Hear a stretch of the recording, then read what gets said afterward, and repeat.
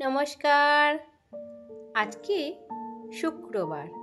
চলে এলাম, এখন বেলা 11টা বাজে। চলে এলাম রান্নাঘরে। এক্ষুনি চান ধান করে চলে এলাম। এত গরম পড়েছে, সেই জন্য দেখুন আমাকে কেমন লাগছে।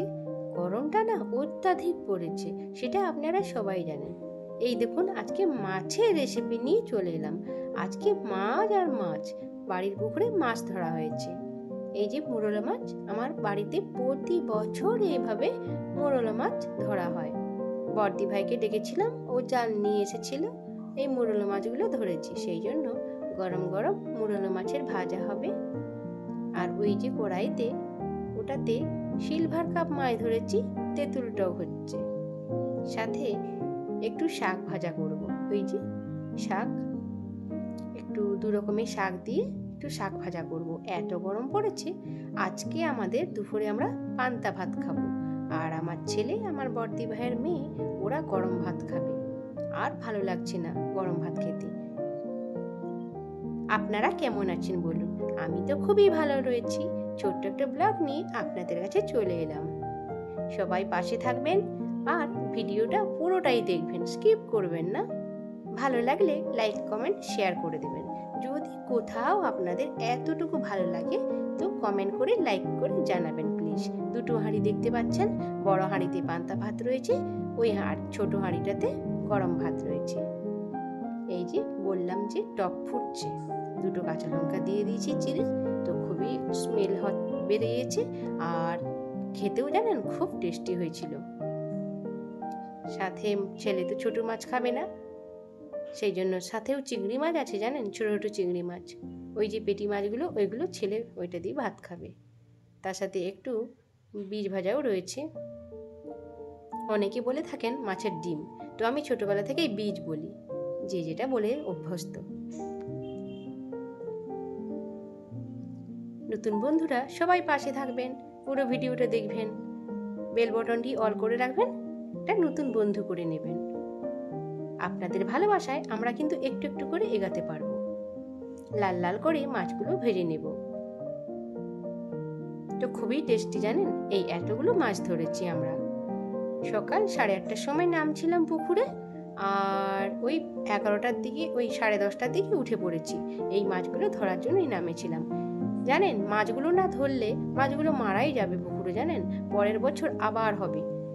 তো একটা সময় থাকে, এই সময়ে এই মোরলা মাছগুলো হয়। আমাদের মাঠের ধারে পুকুর, তো তাই এই মোরলা মাছগুলো পেয়েছি। এই যে জালটা, দিদিভাই এই জালটা এনেছে। আমাদের জাল আছে তো, বাট সেই জালটা দিয়ে হবে না মাছ ধরা, ছোট মাছ তো।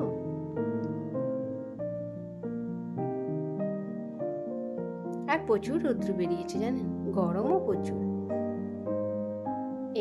এই যে জায়গাটা দেখাচ্ছি, কেন দেখাচ্ছি জানেন? আমার বড়দি ভাই আর আমি মিলে দুজনে এখানে পরিষ্কার করেছি। এত বড় আমাদের জায়গা, অনেকটাই জায়গা, তো তাই সামলাতে আর পারি না। সেই জন্য বড়দি ভাই আর আমি সকাল সকাল ঘুম থেকে উঠে পড়ে দুজনে এখানে পরিষ্কার করেছি। পরিষ্কার পরিচ্ছন্নতা সত্যি একটা মন ভালো রাখে। দেরি হয়ে যাচ্ছে বলে চান ধান করে আমি রান্নাঘরে চলে এসেছি।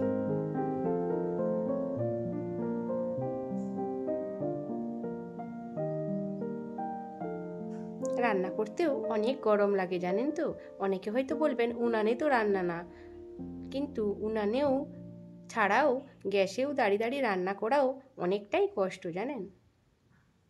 আমাকে তো দাঁড়িয়ে রান্না করতে হয়। শাক ভাজার জন্য একটু রেসিপিটা বানাচ্ছি। পেঁয়াজ, রসুন, কাঁচা লঙ্কা দিয়ে একটু লাল লাল করে ভেজে দেবো, এবার শাকটা দিয়ে দেবো। আমার এইদিকে আমার মাছের টক কমপ্লিট হয়ে গেছে। আমি আর বড়দি ভাই খাবো। কতটা শাক হয়েছে দেখুন। তো আমি শাক ভাজা খেতে খুবই ভালোবাসি। আজকে কিন্তু রাতে চিকেন কষা আর ভাত হয়েছিল, সেটা কিন্তু আপনাদের পরেই আসছে। আমি বলেছিলাম যে রাতের কি মেনু হচ্ছে সেটা আপনাদের সঙ্গে শেয়ার করব। সরি, আমি কিন্তু শেয়ার করতে পারলাম না, কারণ ওই সময় আমি একটু ব্যস্ত ছিলাম, তাই ভিডিওটা আর করতে পারলাম না। তো বলেই দিলাম, রাতে আমাদের আজকে চিকেন কষা আর ভাত হয়েছিল। আমার কিন্তু অলরেডি শাক ভাজা কমপ্লিট হয়ে গেছে। এবার নামিয়ে নেব শাক ভাজাটা। দেখুন এখন বিকেল হয়েছে, আমরা বসে আছি এই পুকুর পাড়ের দিকে। প্রচণ্ড আজকে বাতাস দিচ্ছে।